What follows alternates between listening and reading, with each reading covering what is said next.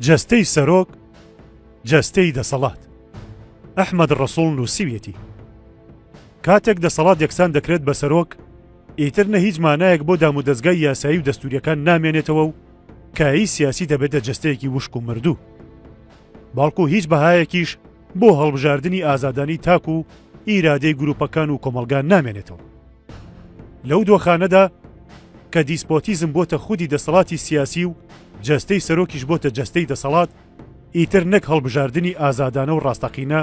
لە وەهمێک زیاتر نییە، باڵکو و دیموکراسی پەرلەمان و دەستگای یاسایی و دەستوریەکان خۆیان دەبنە کێشەی ڕاستەقینە.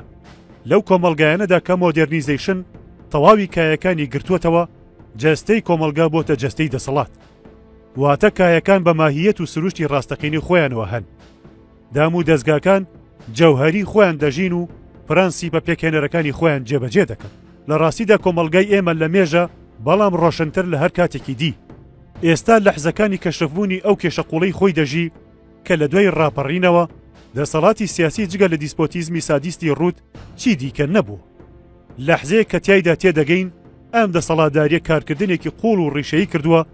لەسەر بەتاڵکردنەوەی دەستگای یاسایی و دەستوریەکانی کۆمەلگەیەکی مۆدێرن لە شوناسی ڕاستەقینەی خۆیە. جگە لەوەش هەڵبژاردن و دیموکراسی و مافە فەردی و سیاسیەکانی گۆڕیوە بە بۆدی بۆش و بەتاڵ و زۆر کۆنسێپتی تری وەک ئازادی سیاسی، ئازادی ڕاگەیاندن، دەسەڵاتی دەستگایی، ڕەوایەتی یاسایی، ئیرادەی کۆمەلگاشی کردو بە چەمەگەلی سووا و بێمانە. ئەو دۆخەی کە تەواوی دەسەڵاتی سیاسی و دەسەڵات و بڕیارە دەستگایەکان لە خودی جەستەی سەرۆکدا کورت بکرێنەوە و ئیرادەی کۆمەلگای یەکسان بکرێت بە خواست و ئیرادەی سەرۆک، بە نمونە لە پارتیدا مەسعود بەرزانی بۆ مەسرور بارزانی، یەکێتی لە مامجەلال بۆ بافڵ تاڵەبانی، لە حسک کاکە حەمە، لە کۆمەڵ عەلی باپیر،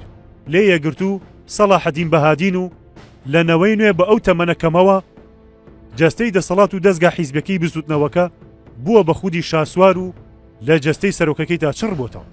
بەڵام ئەوەی سەرەکی و ماکە سەرەتانیەکەیە بە جەستەبوونی دەسەڵاتدا لە دوو حیزب خێڵی پارتی و یەکێتیدا، چونکە ئەوان تەواوی دەستگاکان و پەیکەری دەسەڵاتدارێتیان کۆنتڕۆڵ کردووە. فەلەچکردنی دەستگاکانی دەسەڵاتدارێتی و دامەزراوە کارگێڕیەکان لە پەرلەمان تا وەزارەتخانە و دەستگا قەزاییەکان و هەر ڕووبەرێکی دیکەی دەستگایی و پێکێنەری دەسەڵات لەلایەن کەسی یەکەمی دوو حیزب خێڵەکەوە، بۆ نمونە بڕیاری پلە بەرزکردنەوە، بڕیاری دابەشکردن یان ڕاگررتنی موچە، کەمکردنەوە و لێبڕینی موچە، هەژماری من، دامەزراندن، بڕیاری بە هەمیشەییکردنی فەرمانبەر و مامۆستایان، ڕێکەوتن یان ڕێگنەکەوتن لەگەڵ بەغدا،